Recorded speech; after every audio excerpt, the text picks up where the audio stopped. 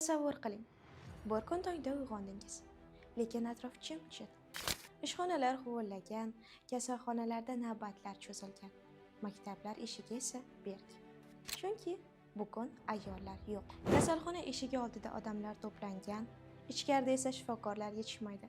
Chunki dunyodagi tibbiyot xodimlarining yarmidan ko'pi ayollardir. Sinflar huvillagan, bolalar esa javobsiz qolgan savollarga tikilgancha o'tirishmoqda. Chunki dunyodagi o'qituvchilarning ko'p qismi ayollardir. Kitob javonlari chang bosgan, ilmiy laboratoriyalar esa huvillagan. Chunki ayollarsiz san'at va ilm-fan ham jim bo'ladi. Bu shunchaki tasavvur emas, lekin bu haqiqatga aylansa, jamiyat qanday o'zgarishini bilasizmi? Lekin haqiqat shuki, ayollar bor. Ular o'rgatadi, shifo beradi, yaratadi, davolaydi. Ular jamiyatni oldinga yetaklaydi. Biz hammamiz insonmiz, bizning huquqlarimiz teng.